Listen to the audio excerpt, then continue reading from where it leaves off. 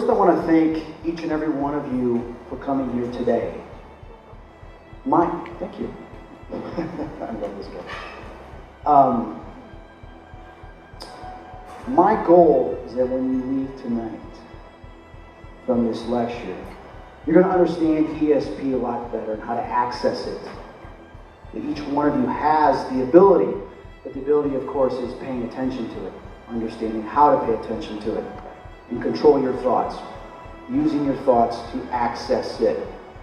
I'm going to share with you some very extremely personal situations that have allowed me to identify, recognize, and become a part of extrasensory perception.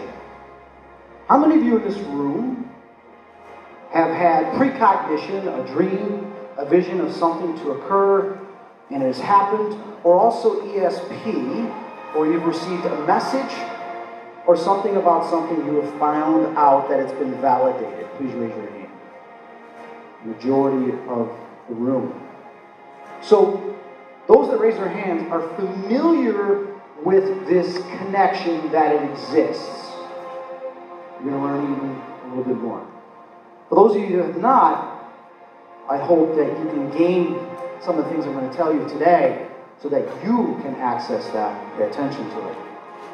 But first, we have to talk about the biggest thing that people fear in life. Number one, ironically, statistics, is public speaking.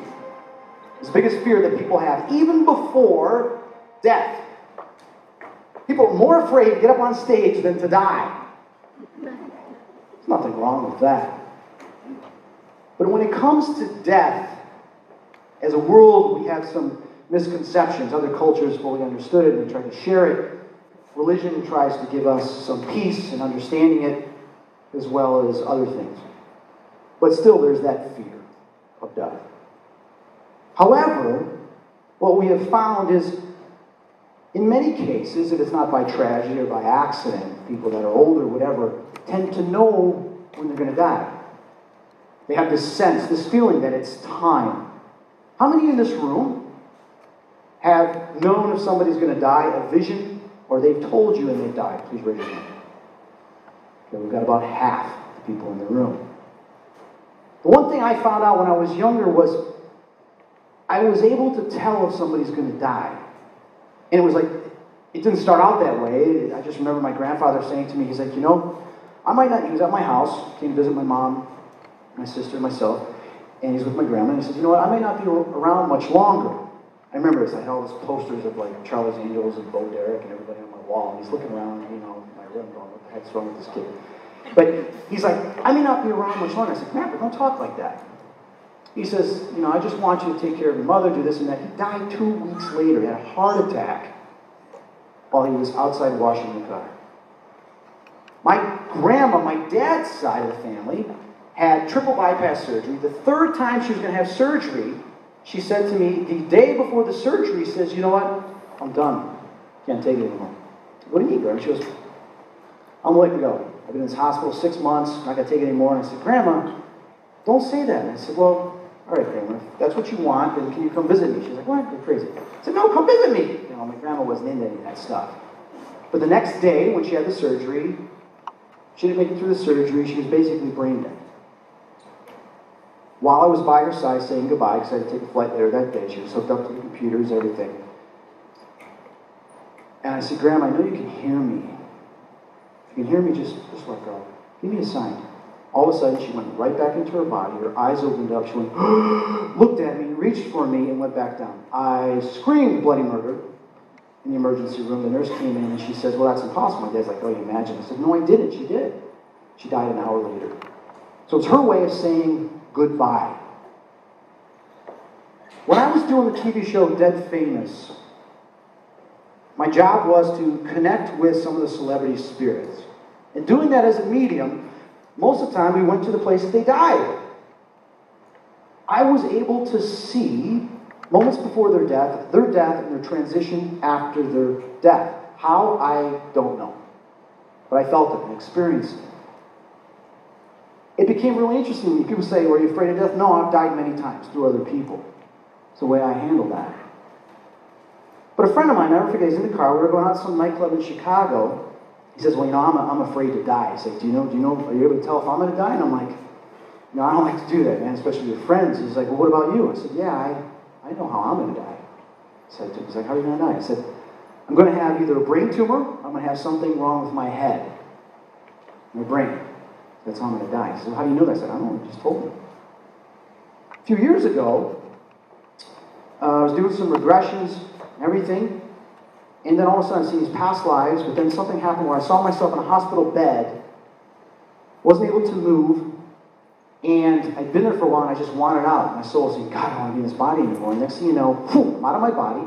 I'm on the other side and I'm like, whoa, great to be back. How is everybody? And I'm on the other side. I'm so happy to be on the other side, out of that body. And I'm like, wow, was that a past life I had? Or didn't realize what it was.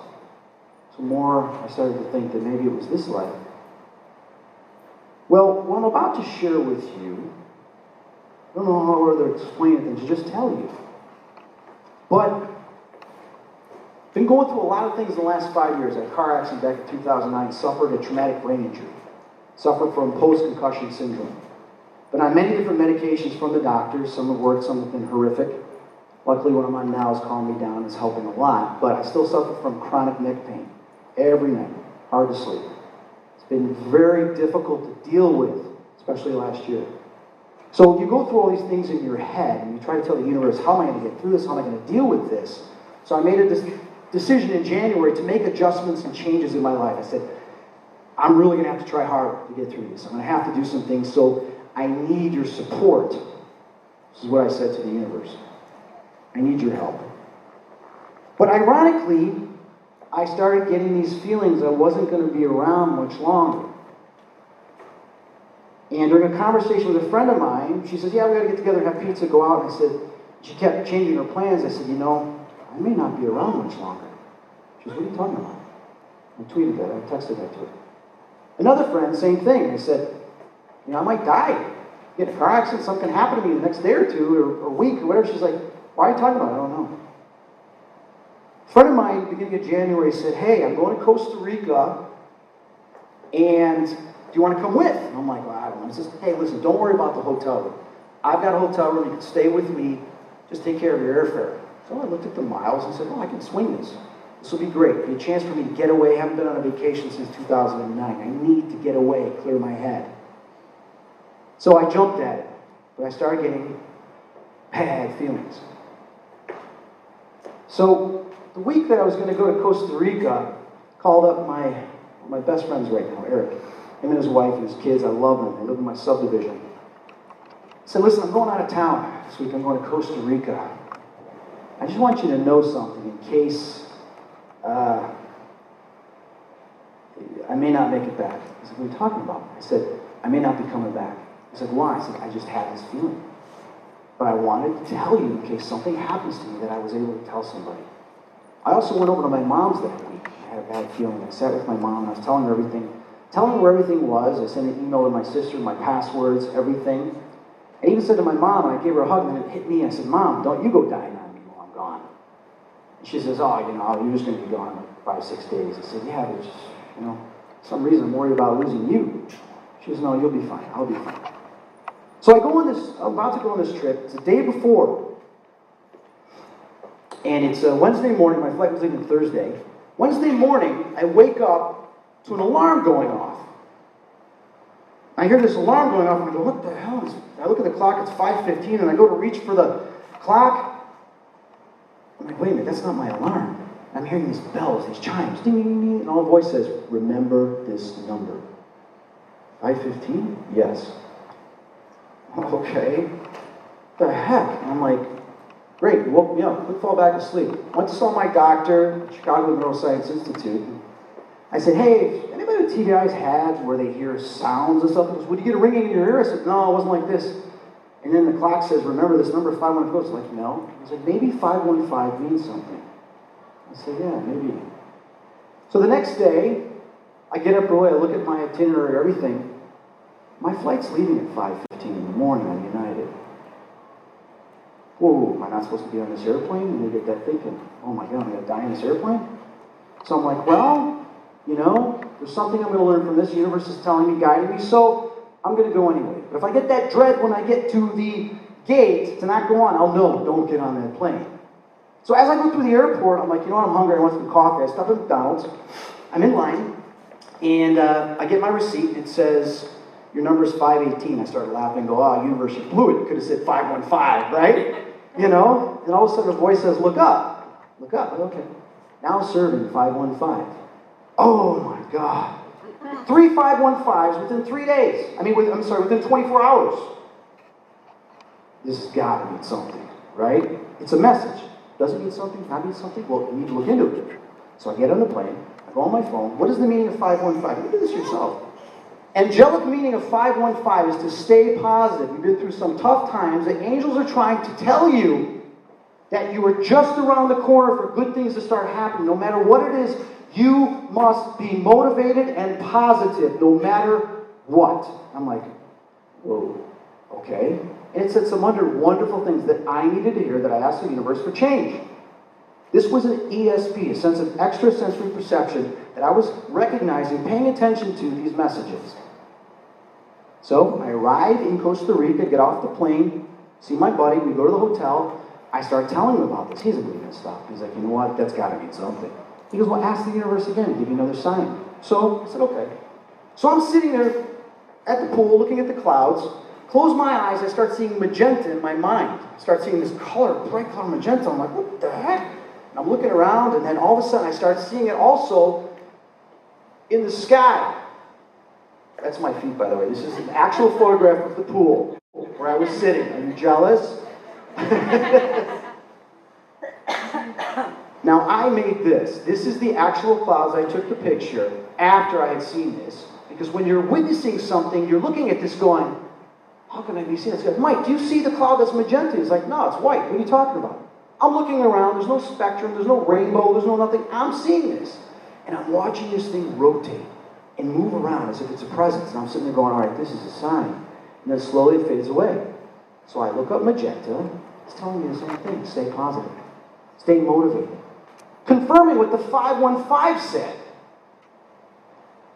That was a sign for me. It was for me to understand something.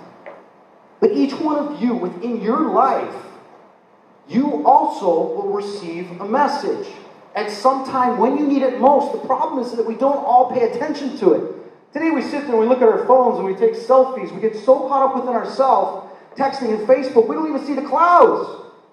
We don't see anything. We don't see the people walking by. You've seen the funny videos, people texting, not paying attention. They fall into a manhole.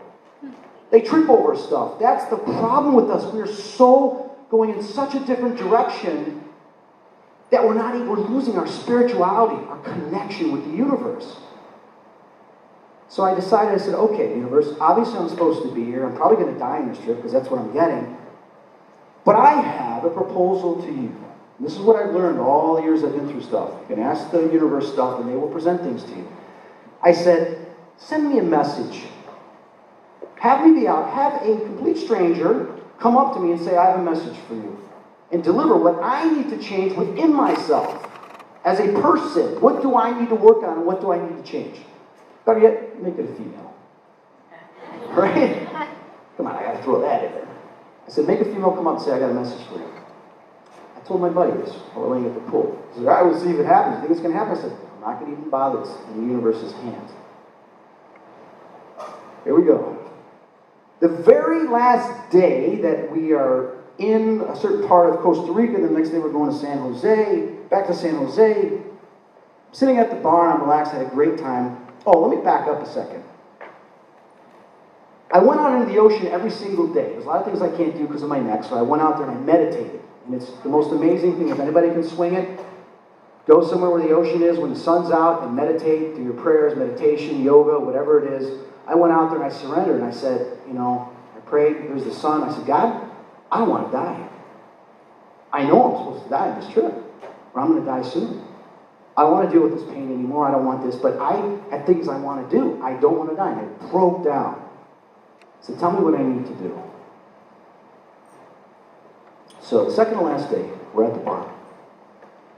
There's this girl in the bar trying to get my attention. She's waving and everything, waving. She's like, hey, I look over. She's like, come here. I'm like, I gotta go there. I'm chill, I'm relaxed. I'm with a buddy of mine. I just want to hang out with my friend, So all of a sudden I get tapped on the shoulder. Turn around, she's standing right there. She's like, fine. She's like, I have a message for you. And I'm like, what? And I go, Mike. She's like, oh, see? You're not even paying attention to me. Ignoring me. She goes, you're not even listening. She goes, you're not even listening. And I go, no, I just got to talk to my friend. I go, just please, 1 second. Mike. He's like, what? He goes, message. He goes, you think this is the one? I don't know. Let's see. And she's like, are you going to listen to me? I go, you have my undivided attention. And I'm smiling. She's like, fine, you're not going to like what I have to say. I said, okay, go ahead. What's your name, by the way? She goes, doesn't matter. She goes, I got to tell you this. She goes, you are selfish, you are this, you're this. She goes, it says all these different things. She goes, and when something's wrong, you have something happen to you, you get so caught up in it, you forget the whole outside world. And you just dwell on it. I'm sitting there about the pain in my neck and everything else I got going on. She's going on and on and on. I'm sitting there going. She's done. She goes, now do you want to tell me to leave? I said, no. I want to thank you. Thank you very much. She's like, I said, can I give you a gift? And you just gave me a gift. She goes, a gift? Oh, yeah. So I said to the universe, I acknowledged them. I said, I got it. Thank you. Thank you. Can I give her a gift? Can I read her? Can you tell me what she needs to know? All of a sudden, information comes through. I pass it on to her, and she's like, she goes, how'd you know that? I said, I didn't know that. They did. She's like, well, okay. And then we just started talking, right? Next thing you know, the lights go on at the end of the bar. It's like 2 in the morning. She's like, well, I'm going home. I said, well, just walk with me, please. She's like, well, I'm not going home with you. I said, I want you to go home with me. I just want to friend you right now. I said, you gave me something that you probably would never understand. I said, just walk with me. So we're walking on the sidewalk. I actually got a video of this, but I didn't even have time because I started filming her with my cell phone, you know? We're walking, and it's 2 o'clock. She says, you know, you should put that cell phone away. I go, why? She says, well, they go for, I got the iPhone 6. That goes for like $1,200 here. The day before, a guy at a coffee place says, oh, it's that iPhone 6. He goes, man, those are like $1,200 to get, you know? So the universe is also warning me about something else. So anyway, I'm filming her. She's like, stop filming me. You know, she's got like this accent and everything. And I said, she goes, we need to get a cab. We need to get a cab. It's dangerous to walk. I go, don't worry, you know. All of a sudden, this car pulls up right by us. Tinted windows, rust. Right next to us. They're going real slow.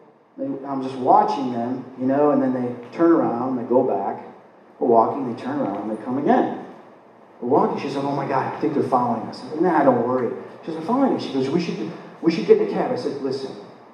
You know, in my head, I'm going, my dad's a professional hockey player. I know how to fight. I've been in a lot of fights. I know martial arts, street fighting. Nobody's going to kick my ass. I can do this, right? The ego is taking over, right? Don't worry. We're walking. Car goes by again. Turns around. Comes by again. Now I'm like, what the hell's going on here? She's like, she's freaking out now. She grabs my arm. She goes, come on, we got to go somewhere. We got to get a cab. There's no cabs. There's none. Everybody's in a cab. Nobody else is on the streets, just us. Car cruises by again. Now comes by again this time. This time I says, all right, this is the 4th time it's coming by.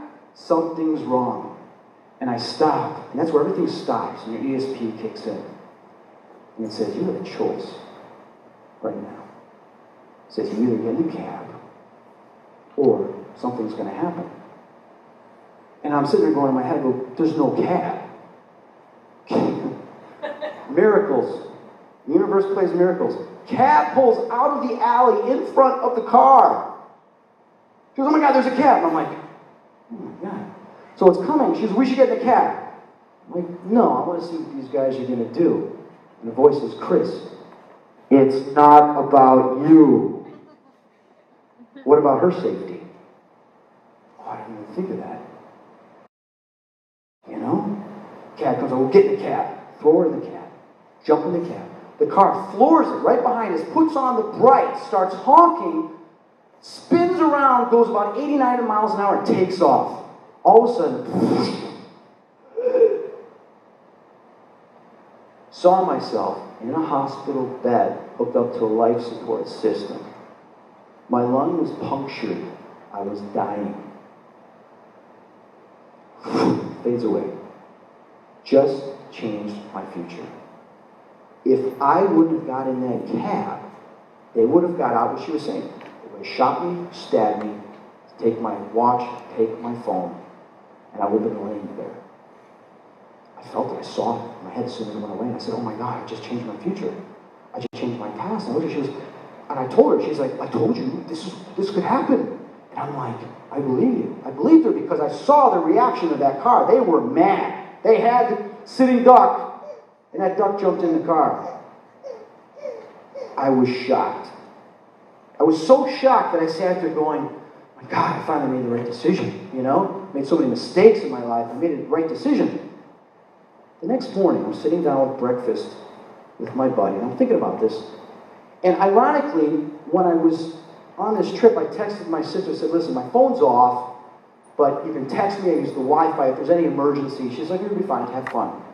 That morning, I get a message, my sister says, call me as soon as you can. So I go and call her. She's like, Mom just went in the hospital. They don't know if she's going to make it. She's in emergency surgery. They found a blood clot. What? There's nothing you can do. Just understand this. Ray's at the hospital. My stepdad's at the hospital with her, but you're going to want to pray.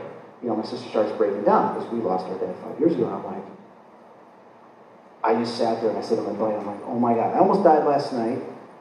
My mom's going to possibly die right now.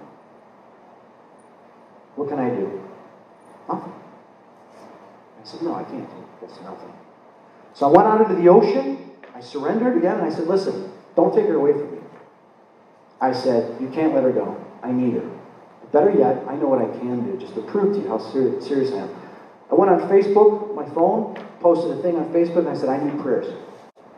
Oh, God, I'm going to cry. It's because of all of you and everybody that responded. Within 3 hours, there was like 500 people that liked, over 300 people that wrote a message and were praying. Get a call later that day from my stepdad. Ready to expect bad news. He goes, it's a miracle. What do you mean? She made it through. They found 4 blood clots. They said if it was another hour later, she wouldn't have made it, but the doctors are still amazed that she made it through the surgery. He's like, Chris, this is a miracle. Because even the doctors are saying it is a miracle. I said, no, it's not, Ray. I said, it's prayer. I said, all these people prayed. He goes, well, you know what? My stepdad said it worked. Even my mom admits, I should have died. It was because of prayer, sending that message.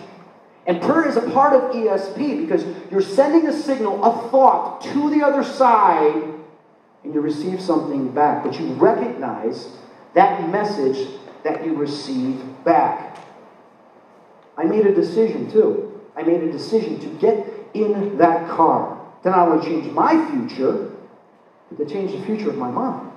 Because if I wasn't there, who was going to send out this message for prayer?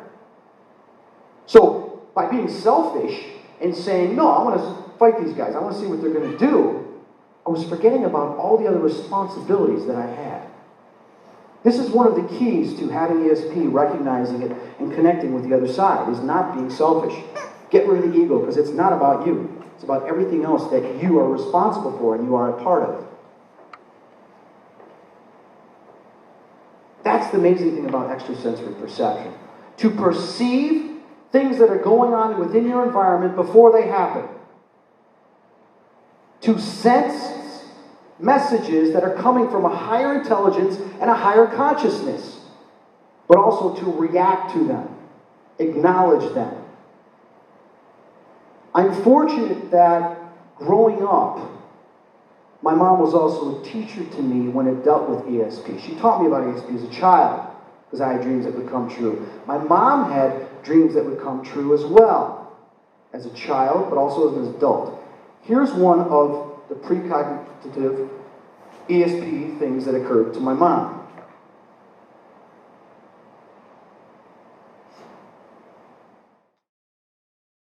I had so many dreams about plane crashes. In fact, they were so bad.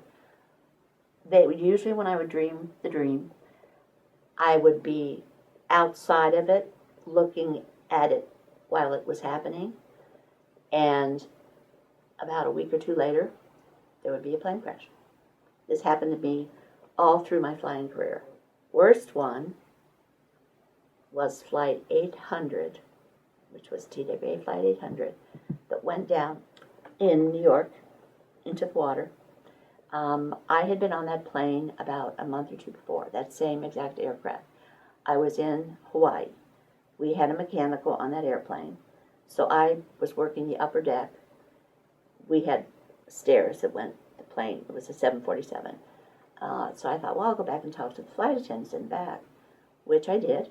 And when I got up to the main sea galley, which was around row 17, 18, 19, I started to get this feeling, such a feeling of terror and dread that I could not even describe it. I could not describe it to anybody.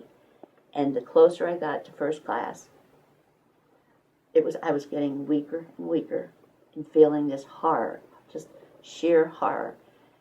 I was literally crawling up the stairs to get to the upper deck. And I was working with one of my good friends, and she saw me crawling up onto the deck up there. And she said, "What's wrong?" I said, "This airplane, within the next few months, is going to go crash in the water." And she said, "What?" I said, "This airplane will crash in the water within the next 2 months." And I was visibly shaken. I was terrified that whole flight. Because I was sitting in the upper deck. That was my seat for takeoff and landing. But the most amazing thing about that was when I was sitting there and trying to calm myself down, the flight engineer came out from the cockpit, and he saw I was visibly upset. He said, "What's wrong?" And my friend said, "She said this plane is going to crash within 2 months in water outside in New York." And he said, "Well, I sure hope it's not today." You know, he made a joke out of it. This same flight engineer was on that plane when it crashed. And when I heard the news, I was at home, and a friend of mine called and said, "Turn on CNN." They showed the plane burning in the water, and then they said the plane number, and I knew that was the exact same plane I had been on in Hawaii. And I knew that I literally, this was not a dream that I had. This was the first time I actually really felt what these people had to have gone through. It was the most horrific thing in the whole world. It was just horrible, horrible. Because the cockpit broke away from the airplane, and the plane kept going up. The cockpit fell into the water. The plane kept flying. These people knew exactly what was happening. And that's the horror and the fear that I felt that day on that plane. I retired not too long after that because that was one of the worst ones I had for plane crashes. I said, you know, I've got to stop. My mom was a flight attendant for 30 years with TWA, and after that, she decided to retire. So what is it about events, things, and people that can change our perception of reality that we can become aware of and recognizing? Well, there's many different ways, there's different things. We just have to listen to it. We can be wrong if we listen to the wrong things. There's certain things that can get in the way. One of the things is skepticism. I get upset, I get angry at skeptics. There's nothing wrong with people being skeptics, but then there's the pseudo-skeptics that will just debunk everything because they try to do it with power. They have these tests, these things where they try to challenge you. But I discovered something recently. I said to the universe, again, since I'm making all these changes, I said, what is the source of all this? What can I learn that I can make a difference in my life, other people can make a difference too, that I can learn from if I'm going to make these changes? Like when I went to high school and college, there weren't things that would tell us this is how you live your life. You know, there's certain principles, religions and family will teach you, but there's other things about being successful and all these things that can occur in life. Well, I stumbled across a video, it was talking about the secrets of success, something like that. I caught this older gentleman talking about the 1950s, and something really hit me. For those of you that know Napoleon Hill, he said, anything the mind of man can conceive and believe, it can be achieved. This can deal with business, sports, accomplishments, whatever you want, but also can deal with ESP, and I'll get to that in a second. The reason why I got the number 500 here, for those of you that don't know, in the early 1900s, Napoleon Hill was asked by Andrew Carnegie, the richest man in the world. Talking about the steel industry, this is the guy that started it. He grew up poor, didn't have any money, became the wealthiest man in the world.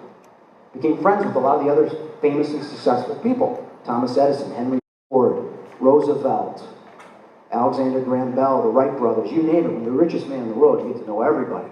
Well, he called Napoleon Hill into his office, he was a young kid at the time, he was a journalist, says, I have a job for you. I want you spend the next 20 years working for me. I want to give back to the people. You know, you hear about Carnegie Hall and all the libraries where Andrew Carnegie did that. He believed that education and knowledge, which really could shape the world and help people. He says, but I want something even better. My success and all the people that I know, I want you to go interview all the most successful, richest people in the world and find out what it was that got them to be successful. Take that, put that into a book, and share that with the poor, the middle class, and everybody else so that they can learn and apply that in their life. So Napoleon Hill spent 20 years doing that. He interviewed all of them, Henry Ford, you name it. Amazing. What can we learn from that? Surprisingly, he wrote a book, Law of Success, but he also wrote a book, Think and Grow Rich. The title can be a little deceiving because when we talk about rich, it's not talking about money. It's talking about happiness, success, and other things in life. It does talk about money, but it talks about all the other principles that you can achieve in life. Well, surprisingly, on this chapter 14, it talks about ESP.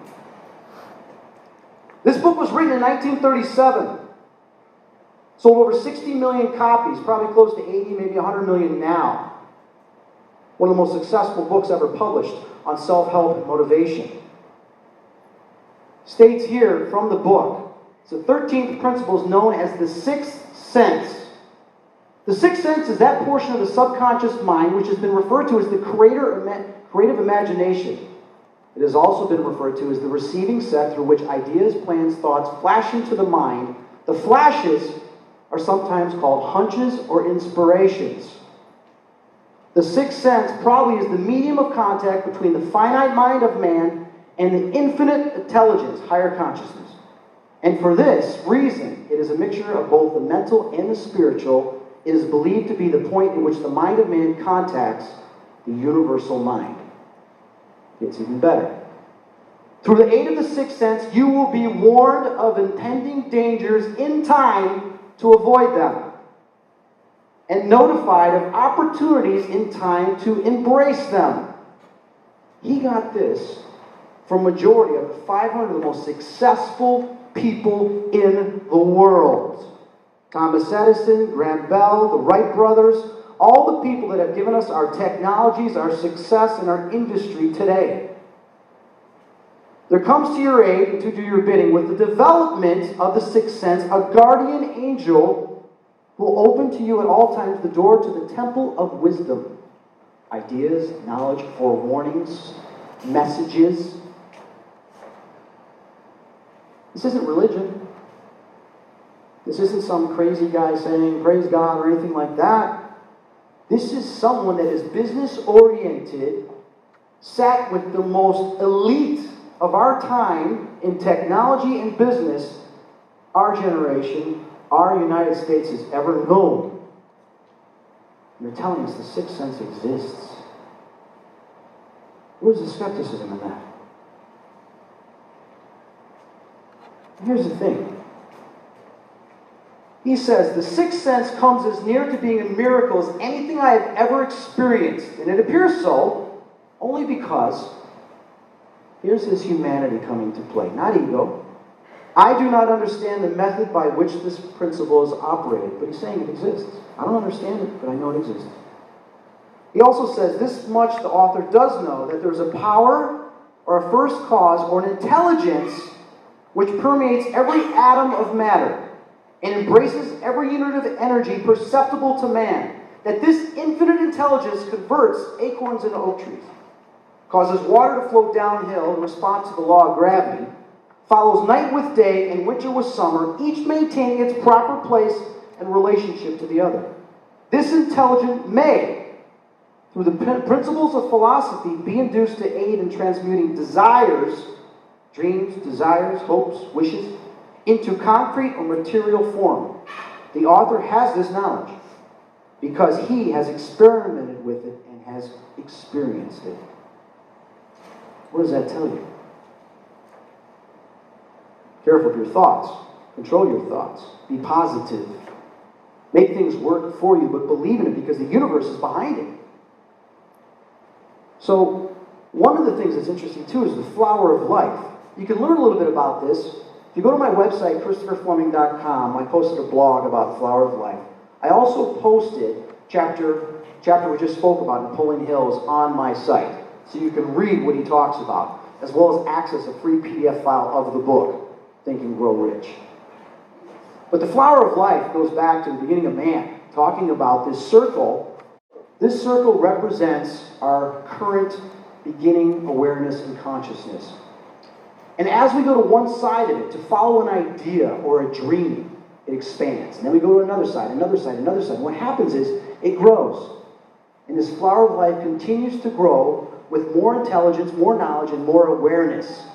The more we do that, forget about skepticism, forget about these paradigms, break down those paradigms, you begin to connect with the universe, and amazing things happen. Paranormal things happen. Messages, apparitions, visions, because you start connecting with these other energies. And then good luck starts to happen. Things start to go your way because you're becoming a part of the universe. But the key is to act upon the ESP that you get. Back in 2002, I was driving to work on the expressway. I was driving my car. I was flooring, man. I was going really fast. And I'm in the right side lane. It's pretty much open, and I see ahead of me all these cars kind of stopped getting on an off-ramp. It's all backed up. So I get into the lane next to it. Then a voice says, "Get in the far left lane." I said, "Get in the far left lane." I said, "Fine, I'm going in the far left lane." As I'm going in the far left lane, car who's flooring it slams into full speed. That line of cars goes over the car up in the air, and as I'm driving, I see pieces start to fall in front of me, and as I go into the lane, it lands right next to me, and I drive away. Now, if I didn't get in that lane, the car would have landed on top of my car. ESP, sixth sense. I listened to it though. It was so strong. I said, if I don't, there's going to be disaster. Napoleon Hill talks about it, impending danger or opportunity. It was both. Got out of the danger and opportunity to be able to go to work, not be stuck in a hospital for God knows how long. Football. Here's something pretty funny. I wish I would have paid more attention to this when I was in college. You know, the beginning stages of college. It wasn't until like the last year that I started realizing the potential of ESP. But some of the greatest athletes, Michael Jordan, some of the greatest ones, they have this, they get in this zone. They call it the zone. They get in this thing and they just know where to go, what to do, who's behind them. You know, they can't see with their own eyes. How are they able to react to that? It's the sixth sense. Being in connection with that, believing in it. We were down 7-0 against this team that really wasn't that good, but they were beating us. Our team was down. Motivation. Like, oh man, what the hell? You know, we're just having a bad game. We're playing bad. So I said to the universe, I need help, guys. I'm a coach. I need help. How can I pick this team up? Right? We're on offense. You know, we didn't move the ball too much. It's 4th down, so we got to punt. Since I was one of the faster guys on the team, I was also on the punt team. My job, since I was the fastest guy in offense, was to go right to the guy receiving the ball and just tackle him. Go right to him. You know, kamikaze. Boom. The universe says, no, we want you to, instead of lining up here normally, we want you to go a little bit farther out. And I'm like, what? It says, go farther out. I said, okay. I know when to listen, so I'm lining up, you know, ready for the punt to be snapped. And then it says, now, I want you not to go directly towards him. I want you to run by him. What? Run by the guy that's going to receive the ball on the punt. It says, no, go by him. I said, all right, everybody's going to hate me on the team. I'm going to look like a complete idiot. Like Forrest Gump, just keep going. Right? But I know that voice. So I said, fine, okay. So I'm running, and as I run, I see him right there, ready to catch the ball. I go, there I go, running past him like an idiot. Ball comes down, bounces off his chest, goes in the air, starts to come right in front of me, lands in my arms. I go all the way for a touchdown. And as I go, whoa! Boom, didn't break stride, went all the way for a touchdown. I score. Everybody's going nuts, and I'm laughing, going, oh my God, you were right, thank you. Now it's tied. The whole team's going, yeah! Picked us up, we end up winning the game. But the ref comes up to me because they can give him the ball, because, you know, the other team gets the ball now. He's like, in all my years reffing, I've never seen that. It's as if you knew where the ball was going to be. I looked at him, I go, I did. I walked back, my dad was there going, that was incredible. He's like, you know, I did. ESP, Dad. You know, well, whatever it was, it worked, son. Honest to God truth. Can you change the future? Yes and no. No matter what, you can try. No matter what, you can try. Sometimes you will get messages and then you forget about it. It's gone, and then it happens. Normally those because they're meant to happen. Nothing you can do. What I'm about to show you is some testimony from guys that I worked with at a mortgage company that I made a surprising revelation in the middle of the conversation they were having. I blurted it out in detail, and sadly, came true. Keep in mind, responsibility. There's nothing I could have done anyway. I didn't even remember the next day what I had said. There was also some other premonitions about it the night before, when I was at my ex-girlfriend's house bawling, saying something horrible is going to happen. I don't know what it is. And then things that happen in the morning, and then we all know this dreadful day.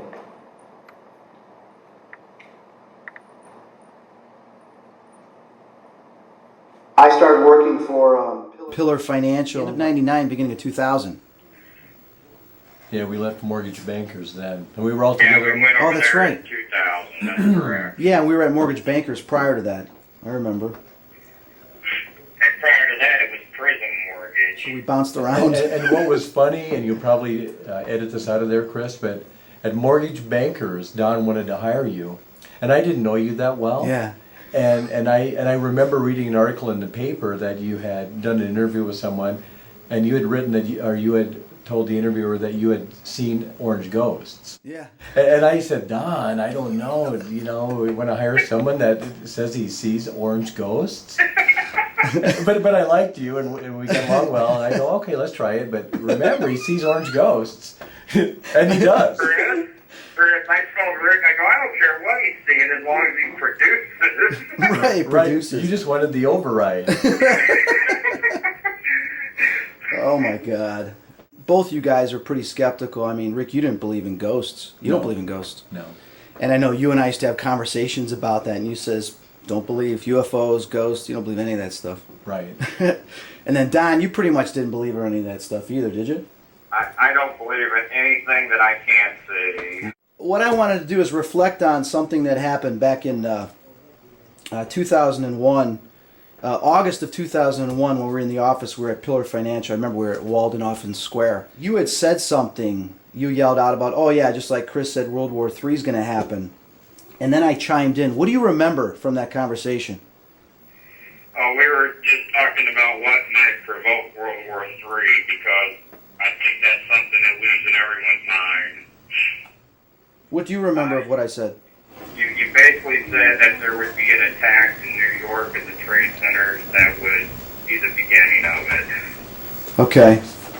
Rick, what do you remember? See, I remember that you and Don were having that discussion. Yeah. But I wasn't a part of that. I was just listening to it separately on another occasion. It was just you and I. And you had mentioned that you thought that something was going to happen to the World Trade Center. Yeah. And I had asked, like, what? And you said, I don't know, but it's not going to exist as we know it, as how it exists today. Something's going to happen. I think it's going to be like a bombing or a missile, but mark my words, it's going to be worse than Pearl Harbor. Now, this was on a separate occasion, other than what you and Don Yeah. were talking about. And this was like 2 months before it happened. It was in July, I think. And you had made a lot of predictions over the years that we had known each other, and I never really paid attention to them. But this one kind of stuck in my mind because this was bold and this was out there. And I thought, wow, he's really putting himself on the line for ridicule if this doesn't happen. Yeah. And I never really thought anything of it again. And then the morning of 9/11, I came into the office, and I didn't know what had happened. Because in the morning, I usually listen to music. I don't have the TV or radio on. And so I came in, and I saw everybody around my desk. I had a television at my desk. And I thought that Michael Jordan was announcing that he was coming out of retirement, because that was the big talk. And I thought, oh, Michael Jordan's coming out of retirement. And then you're sitting back at your desk all alone, and you had this like glazed look on your face. And I thought, what's wrong with Chris? And then you pointed to the TV, and then everyone was still around there, and you said the World Trade Center, it's gone. I told you. And I go, what? And you said, like I said, the World Trade Center is not going to exist. It was just bombed today. 2 airplanes hit it. And I go, you're kidding me. And then it just sunk in that you were right. How could you know this? And the rest of the day I stayed by the television and just watched the footage over and over and looked back at you, and you had that glazed look in your face all day. And you actually left the office for a while from time to time. And I mean, the whole day I'll never forget. And you predicted it in July. Yeah, the thing was, is I had said it was going to be like in 6 to 18 months, so I was wrong on the exact time frame. But little did we know, When I said that again in August, that was going to happen 3 weeks later. Yeah, I think we all remember that day. How could we ever forget it? God bless all those souls that perished. But, throughout time, too, is we've seen people that have had precognition, ESP, of many events to occur. And there's other people that had dreams or visions of 9/11 as well. Some people survived by not going to work that day, and some people warned other family members not to go as well. The thing is ESP is sometimes we have things happen to us because it's tied to a decision. We make a certain decision, and there's a sequence of events that occur down the road. And you would say, oh, it's not even, how could it ever be attached to something like that? It is. So when we're in like bad relationships, or we're in a job we don't like, or certain things that, there's something telling us we need to get out, we need to get out, we need to get out, sometimes we have to listen to that. Because if we don't, there's going to be a sequence of events, impending danger, or problems within our life, more challenges, that we decide, well, I'm going to accept this, so I'm going to accept what comes with it. Some of those things that come with it you don't want. The car accident I got in for my TBI and the chronic neck pain, I had a choice. Something going on in my life that at that point they told me to walk away from, and I didn't. They said, if you don't, you're going to get an accident. I'm like, I don't get an accident. It has nothing to do with what the situation is. But, yeah, a month and a half later, I got in that accident. So what I've been going through was a choice that I did not listen. I've listened at times, and sometimes I haven't. Every time I haven't, there's been a bad thing that's happened. Napoleon Hill talks about that more in his book as well. So football is like, you can change your thoughts as well. You can decide, well, I can go with this or I can go with that. And even ESP can be used to cause greater things to happen by the universe. I'll give you an example. My junior year of college, I've been playing receiver. I hadn't been playing as much as I'd like to, but I played all the time. I wasn't considered a starter because we were really deep in receivers. So I'd go in with different plays. Coach says, I want you to learn running back. So wow, I always want to play running back. Okay. So I go in this game. He wants to see how I'm going to do. It's a non-conference game. First play, I get the ball to the left. And I'm sitting there, and this is the mindset. I want you to focus on the mindset. How we can change reality. Okay? It's a perfect example. I didn't quite understand it when I was back in college on this. It wasn't until years later I understood, what was it that I did? Get in the huddle, play comes to me. I'm like, okay, God, please, help me on this play. I want to prove to my coach, prove to the team, I know I can do this. My dad's here, prove to him. I get the ball. They snap the ball. I get the ball. Smacked at the line of scrimmage, loss of 1 yard. How embarrassing, right? I get up, I'm like, what the hell? I'm like, oh my God, I'm better than this. What the hell? And I'm like, oh, it's like that point you want to give up. My dad says, if you don't show yourself in this game, you might as well just give up. Right? This is how we go through life sometimes. We just want to give up. It's so hard. But we have to dig deep. So I'm like, oh, crap, So I come back to the huddle. I'm a little embarrassed. Play comes in. It's to me again, but the other side. And I'm like, oh. I'm like, fine, you know what? Change that. Pick myself up, change my thought. Fine. Universe, you're not going to do this for me. God, you're not going to do this for me. Fine. I'm pissed now. Tired of being embarrassed, tired of failing, tired of this. I said, I'm going to do this for you. I get the ball. Kid you not. It's the greatest run I ever had in my life. I ran over 8 people and scored an 80-yard touchdown. My dad was crying. I had another touchdown in the game, too, a 70-yard. Greatest game I ever had, 210 yards the first half. If anybody knows football, that's a lot. Okay, the coach actually says, you know what, you're sitting out the rest of the game. You're starting next week. Started from then on. What was it that I did? I changed my mind. I said, you know what, I'm going to take and control the universe. I'm not going to worry about this. I'm not going to worry about that. I'm not going to put up walls in front of me. I'm going to ask, oh, please help me. Please help that. Please do this. Please do that. No. I know what I want. I'm going to get it. Nothing's going to stop me. And I did. But then I used to always think for years, what did I do? What did I do? I just believed. I said, I'm going to get in that end zone. Nothing's going to stop me. That's my goal. I'm going to get there. But other times I was thinking, I just want to get past the line of scrimmage. I just want to get over there. I want to score. Well, how are you going to score? You're going to run over everybody.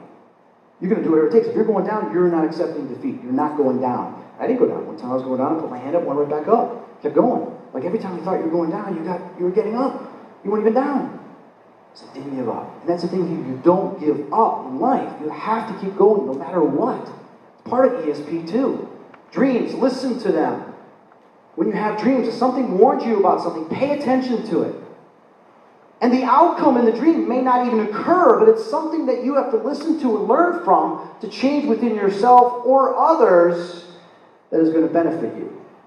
Your intuition, realize you all have it. We all have the sixth sense, whether you want to believe it or not. You're just not recognizing it. You're not paying attention to it. Messages. You get messages, take note. Listen to them. Write them down.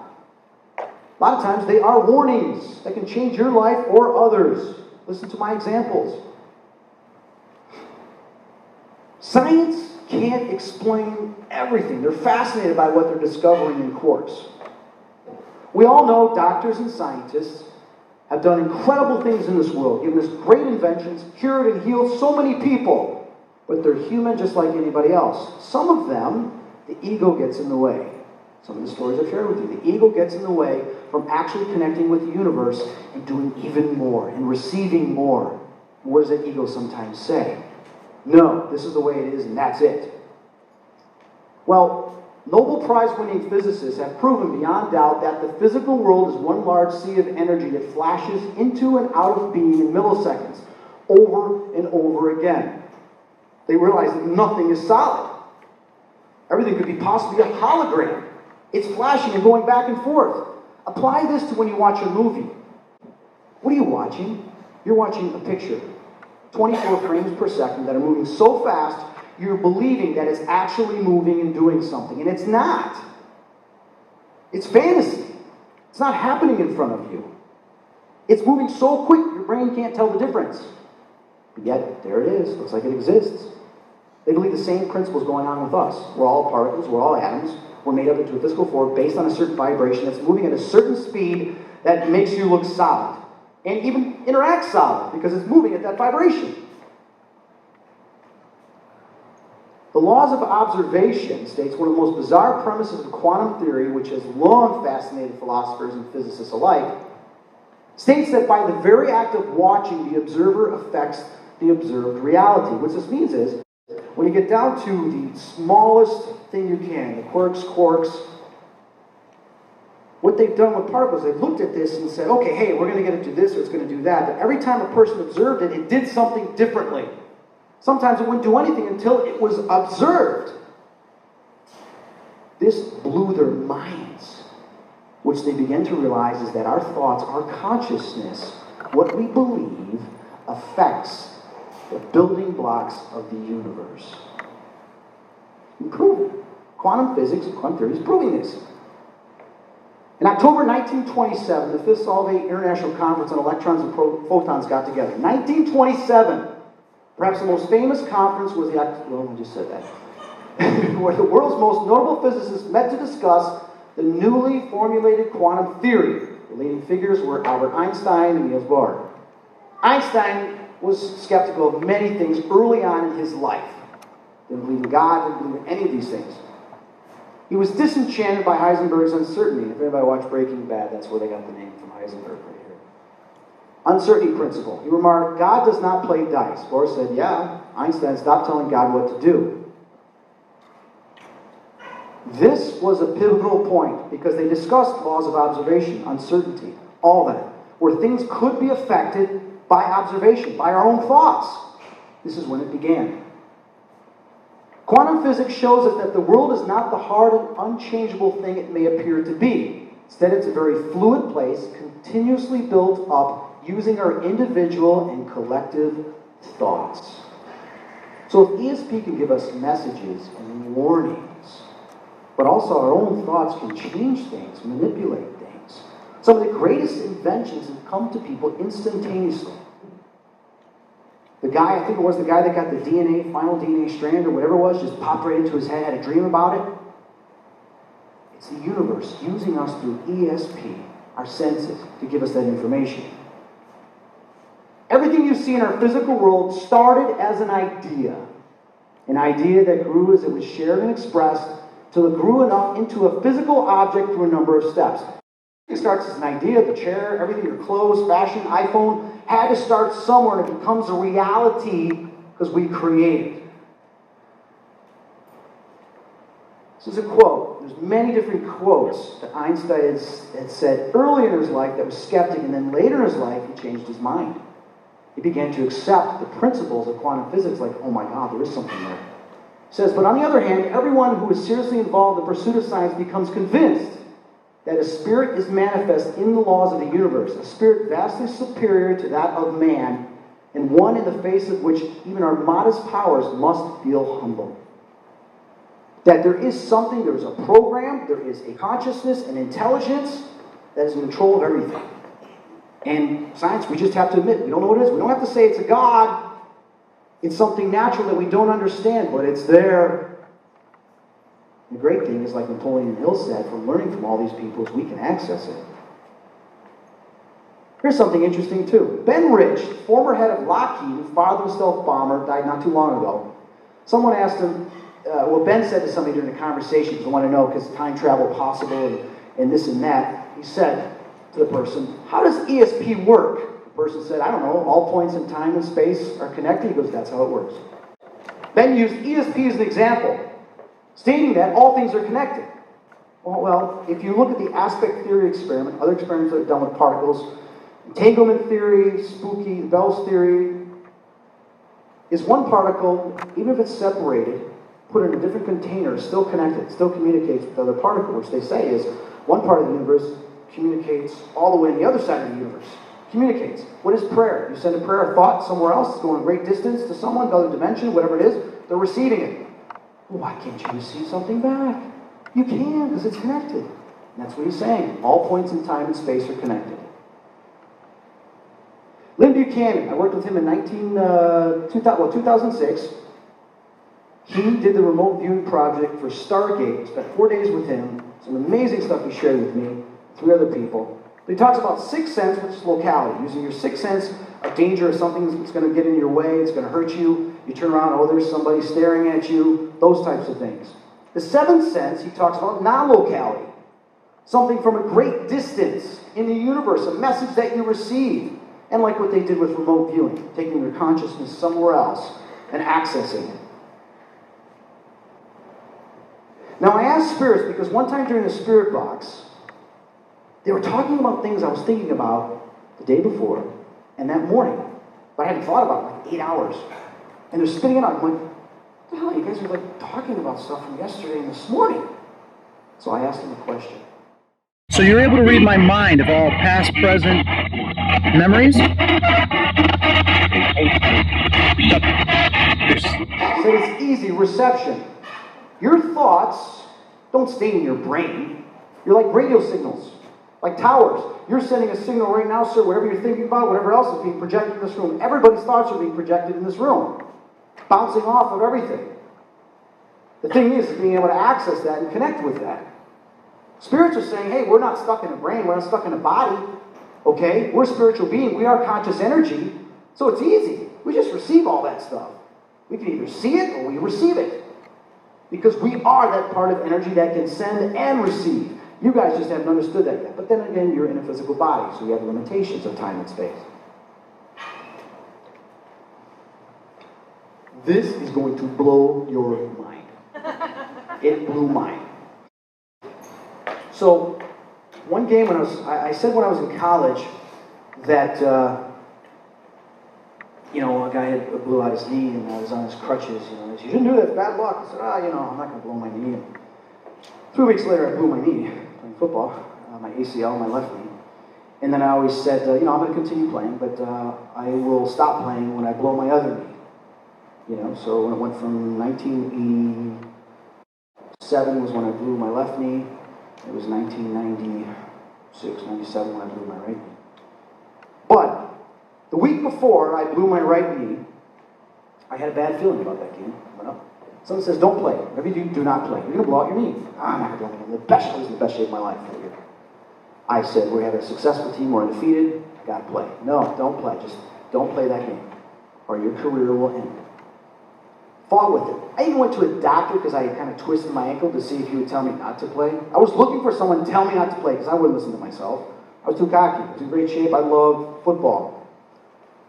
The day before the game, I had a convention to go to selling collectibles at this Kane County. I said, I'm just going to go sell collectibles since I shouldn't play. I'm just going to sell this. Maybe I can leave early, have someone watch my table, go play, and come back. Yeah, maybe that's what I'll do. So I'm in my bedroom getting ready for the night, and the Holy Spirit's telling me, don't play! They're yelling at me, you're going to tear your knee tomorrow. I said, I'm in the best shape of my life. How am I going to tear my knee? And all of a sudden, poof, I hear myself.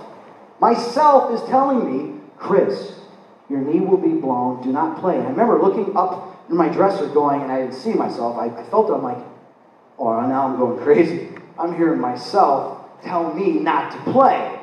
It's 1996. Last year, my knee was bothering me. It started shifting. And I was like, oh, this is really hurting. I was reading about time is irrelevant. It's all vertical. It's all happening simultaneously, and that you can access certain time periods by meditation and thought. Communicate with others at different time periods. And communicate with yourself. So I sat down to try it, meditate. Sat down, and I'm like, all right, I'm going to go back to the day before I was going to play the game, blow my knee. So I'm sitting there, and I'm sitting there going, come on. And meditating, and then it's like I'm hovering above myself in my bedroom, and I'm seeing myself there, and I'm like, Chris, don't play. You're going to blow your knee. You're going to blow your knee if you play your game tomorrow. You're going to... I connected. Past and present connected. Oh my God, I was telling myself not to play, and I didn't listen. How is that possible? I don't know. But as Einstein and other people said, there's other things we just don't understand that are possible. Consciousness does not have any time or space barrier. We haven't figured that out yet. But it doesn't. It can access anything. You just have to believe it and attempt it. Can things be changed? Maybe. Could it be possible if you're going to walk across that street and a voice says, don't cross the street? Okay, I won't.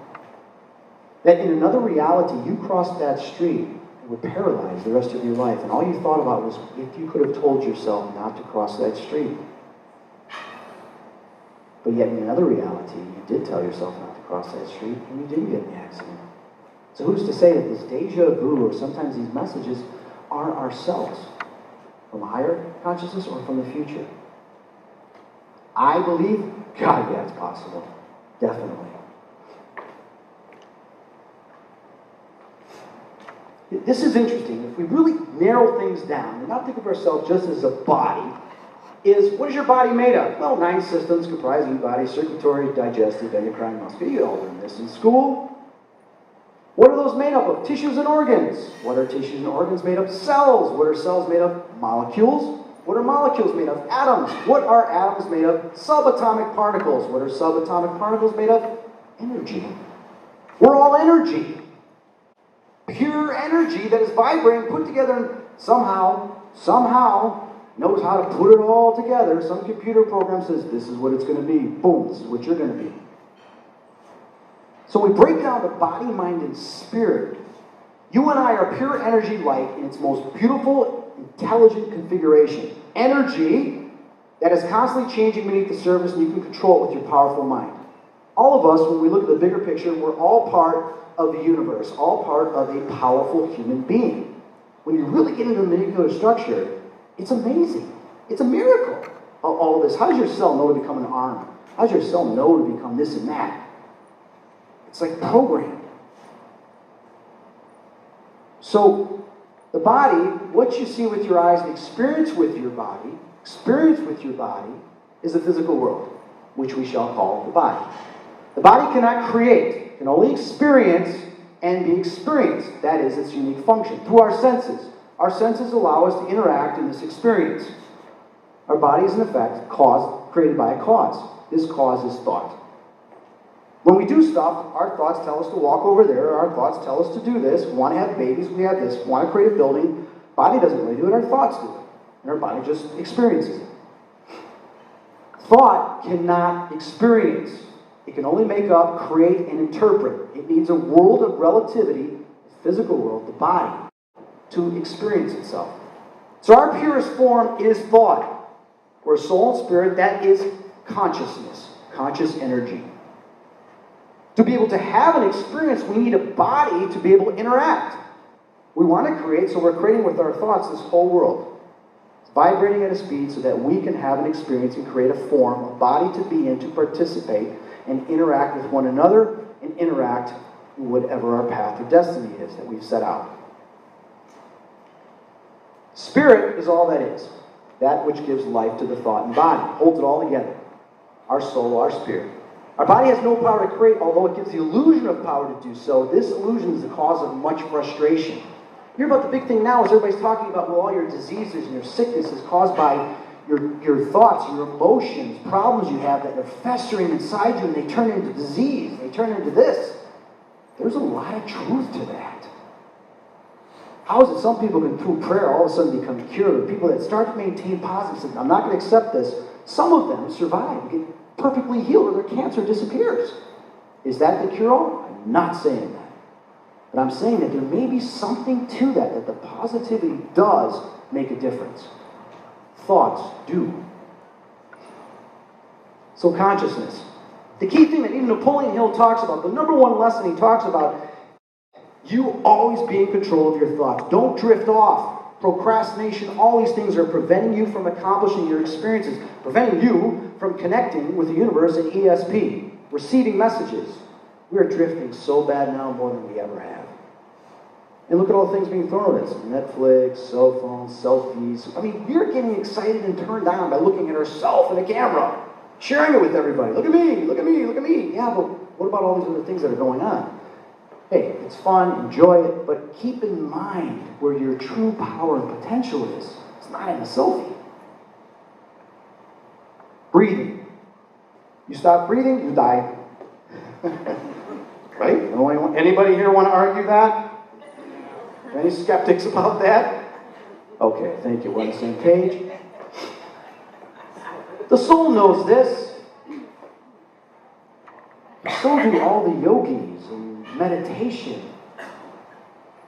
They always say, control your breathing. Yeah. Why? Because the breathing controls the body, but relaxes the body to allow thought to take over. Calms the body down so that thought, you can become one with your thoughts. Don't drift off, but be at peace with your thoughts so that you can open up to receive information. People say, how do you channel? How do you do this? Well, I just shut everything down, relax, focus on my breathing, control my thoughts, and then I send the messages or receive the messages. But the breathing is what I do first. Now, because of the accident that I had, and I'm suffering also, when I talk sometimes, I get words myself, is I'll sometimes wake up choking.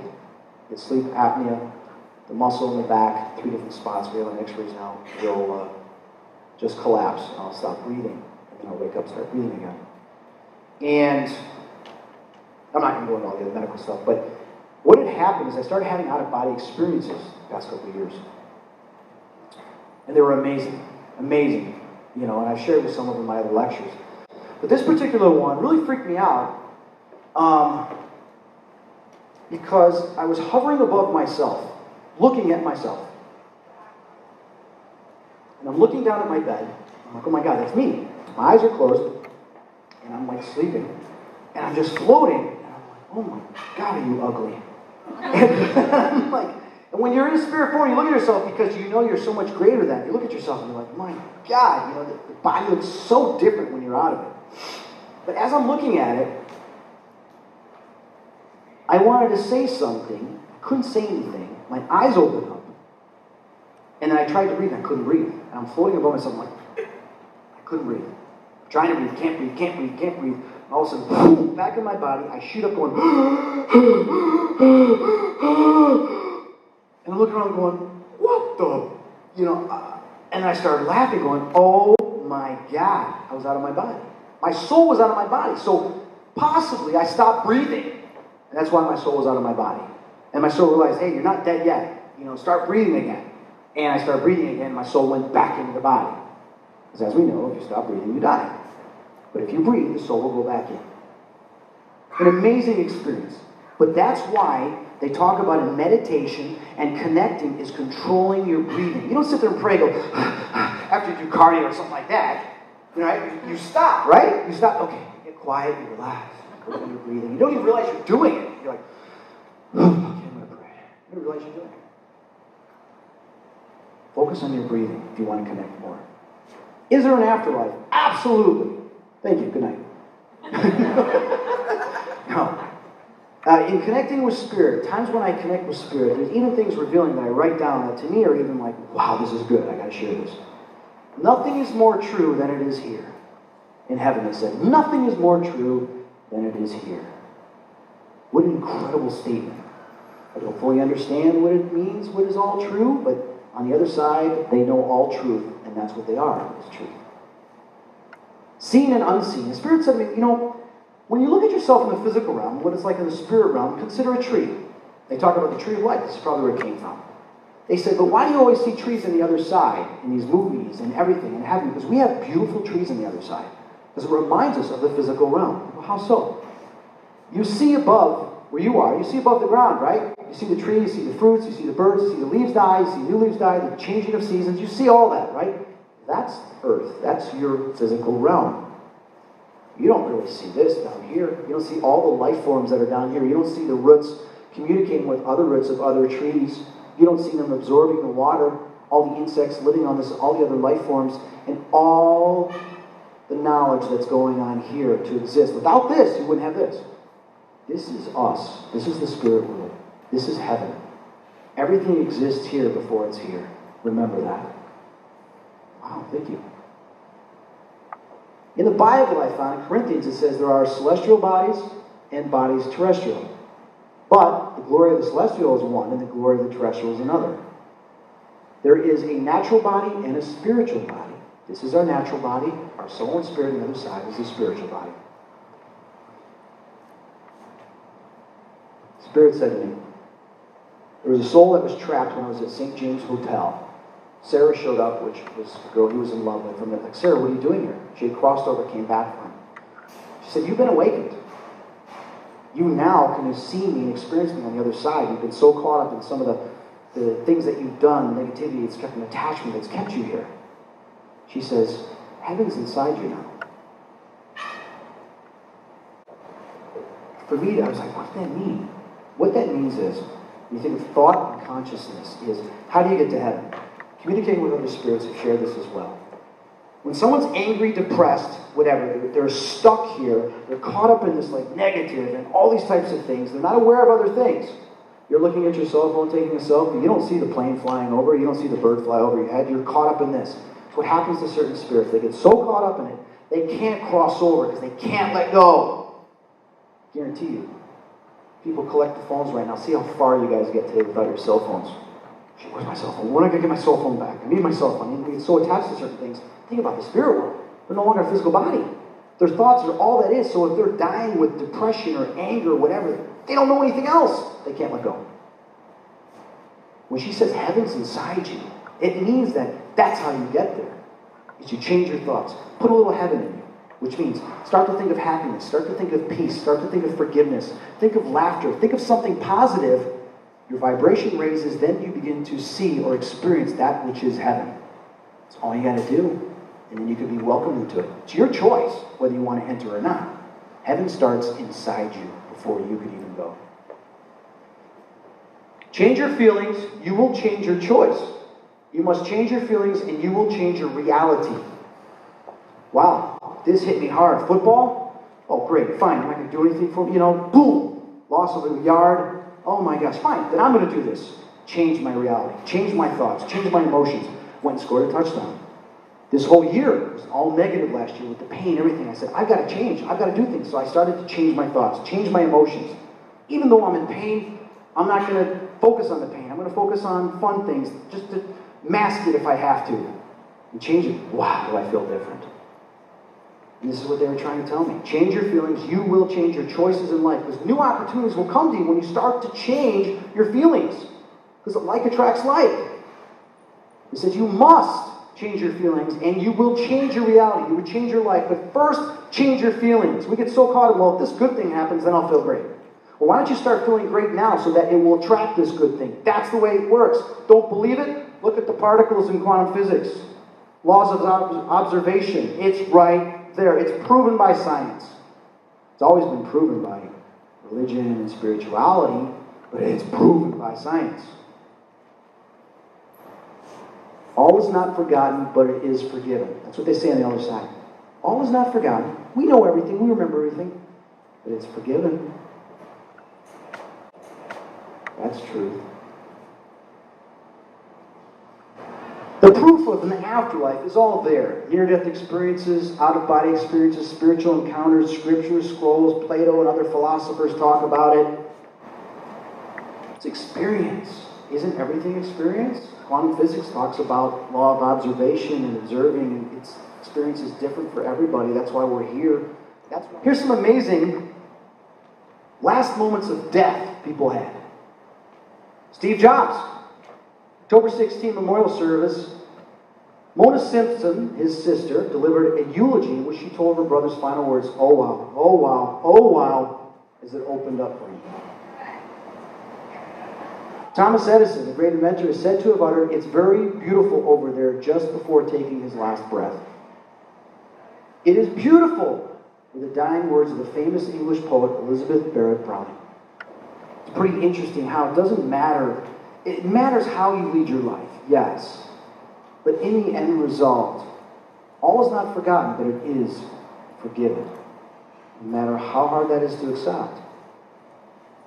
Think about it. Someone goes and kills 40 people. Horrific ways. But then he's truly sorry and he realizes what he's done. He's so sorry. He's forgiven himself. He's asked and begged for forgiveness. And then you have this person that has gone and done all these wonderful things. And yet, they don't care or anything. They're like, "Oh, I'm going to get into heaven, no problem, no problem." Who do you think is going to go? Who do you think is going to be actually compassion for? The one that is truly sorry for everything that they did, regardless if it was bad in our eyes. They're seeking forgiveness. They're seeking change. Not saying that other person won't go, but saying that all things can be looked at equally in forgiveness. We don't understand that because we are a physical body. Now I want to share this. This is mind-blowing. Mind-blowing. I love to educate people. Even though the James Randi Foundation has shut their doors, I don't know if you guys knew this, I was reading on the internet, they've closed their doors, or their main office has closed their doors. Biggest thing, they always said, there's no proof. I've heard this so many times at conventions. There's no proof of the paranormal, there's no proof of ghosts, there's no proof of ESP. And they'll say, take the $1 Million Challenge, prove the supernatural, ghosts, ESP exists, right? You've all heard this, right? Okay. What I found out was nobody really, well, I shouldn't say nobody, but most people in our field never bothered to really look at the application. So I said, you know what? I get asked this all the time. I was in the mortgage business 13 years. I know applications, contracts, so I went and looked at the application. This is on page 2, you can find on this website. If the prize is awarded, meaning you win the $1 Million Challenge, this would not mean that the James Randi Foundation acknowledges the existence of the supernatural, even if you win. However, we'll just publicly acknowledge that the claimant has met the challenge. Every skeptic out there, every crony that follows them says, you'll prove to the world that the supernatural exists. You'll prove that ghosts exist, the paranormal. Really? Have you looked at the contract? It says, no, we will not acknowledge the existence of it. So why even take it? Because it's a joke. It was propaganda. It was all a ploy. I congratulate James Randi for the greatest propaganda thing he's ever created. He knew what he was doing. He even says himself, I'm an honest liar. This is his own words. Yes, indeed, I'm a trickster. I'm a cheat. I'm a charlatan. That's what I do for a living. He's an illusionist, a magician, and he admits it, and he states it. The challenge is just a challenge. No different than saying, hey, you want to go fight in the street? It's all it is. But they turned it into a big marketing thing, a big news thing. He's brilliant. He's brilliant for doing that. It's made him a lot of money. A lot of notoriety. Same thing Houdini was doing. So I just wanted you guys to be aware, even though this isn't being challenged too much anymore, nobody really got up to even investigate and look at it and say, here's the truth about it. Even the skeptics don't even realize what was really going on. Dr. Calvin Persetti interviewed, great guy, 21 Days Investigating the Afterlife. We are not physical bodies with the consciousness that we lose at death. We are consciousness with a physical body that we lose at death. The key is to learn to see the universe differently than you do now, how it works, the universe, so that you can manifest everything you truly desire. You are made up of a cluster of ever-changing energy in the form of electrons, neutrons, photons, and so on. So is everything else around you. Everything. Chairs, you name it. Quantum physics tells us that it's the act of observing an object that causes it to be there, where, and how we observe it. An object does not exist independently of its observer. So as you can see, your perception, your thoughts, your observation, your attention to something literally creates that thing. But you have to fully believe it. The universe, consciousness, and the makeup of matter is all connected. If you had faith the size of a mustard seed, you would move a mountain. If you had faith the size of a mustard seed, you would tell that tree to uproot and move to the ocean, and it would. Belief creates existence on earth and in heaven. Anything the mind of man can conceive and believe, it can be achieved. Last thing, most important thing, and we get persuaded by marketing, advertising, and the media is famous at controlling us as a society, what we see on TV. Control your thoughts at all times. Prevent drifting. Listen and connect to your higher thoughts. Thank you.